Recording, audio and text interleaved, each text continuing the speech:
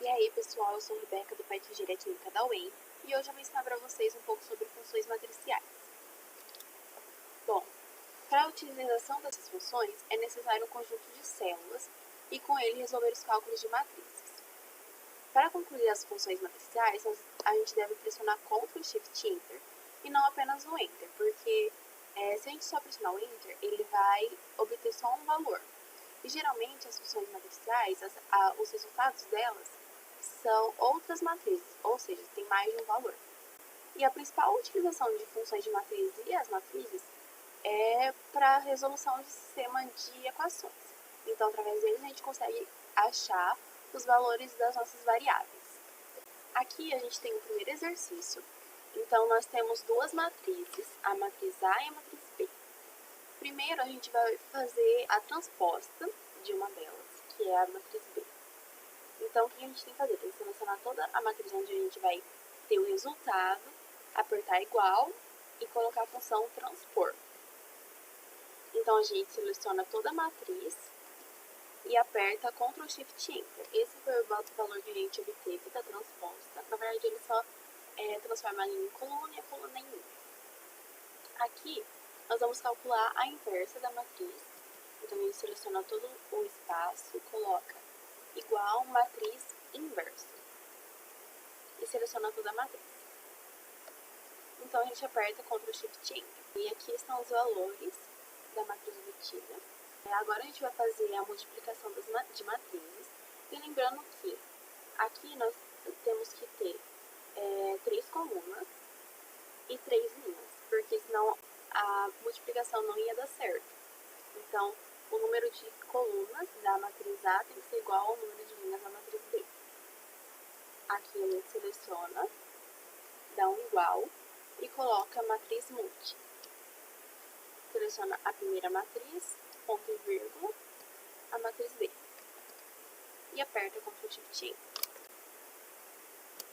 Então aqui a gente tem o valor da multiplicação de matrizes. Agora a gente vai calcular o determinante. Então é só apertar igual, matriz determinante. Selecionar a nossa matriz. E aqui a gente pode apertar apenas o Enter, já que só vai ser um valor. Aqui a gente tem a função somar produto. O que essa função faz? Multiplica os valores de uma linha, soma com a multiplicação da segunda linha e assim por diante. Então, por exemplo, aqui eu vou utilizar como exemplo a matriz B.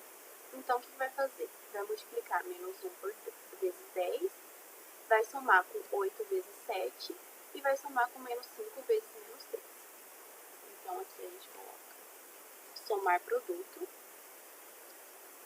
e separa essa matriz em duas. Então, a gente coloca a matriz 1, ponto, vírgula, essa matriz 2. Como vocês podem perceber, aqui a gente pode colocar quantas matrizes a gente quiser. Então, só apertar Enter. Nós temos o segundo exercício, onde a gente tem um sistema e a gente quer resolver esse sistema utilizando matriz. Então, se nós temos algumas considerações matemáticas, a gente vai chegar numa expressão onde o valor da nossa matriz de incógnitas é igual à inversa da matriz de coeficientes vezes a matriz de termos independentes. Então, aqui, nós temos que a matriz dos coeficientes é 1, menos 1, menos 1. É apenas copiar os valores que acompanham as incógnitas. E 0, por fim, já que a gente não tem um valor para dar. As nossas variáveis são x, y, z e w. Então, aqui a gente vai colocar a matriz dos termos independentes, que são os termos que não acompanham nenhuma variável e estão depois da igualdade. Então, menos 1, 0, menos 1 e 2. Aqui é onde a gente vai colocar a solução do nosso problema. Então, a gente seleciona essa matriz, coloca o igual, e aqui a gente vai fazer duas operações. A gente quer fazer uma multiplicação de matrizes, mas a gente quer multiplicar o inverso de A. Então, a gente vai colocar a matriz inversa aqui dentro. E seleciona a matriz. Ponto e vírgula e a nossa matriz dos termos independentes. e novamente aperto Ctrl Shift Enter. Então aqui a gente tem a nossa solução, esse valor é o x, y, z e w.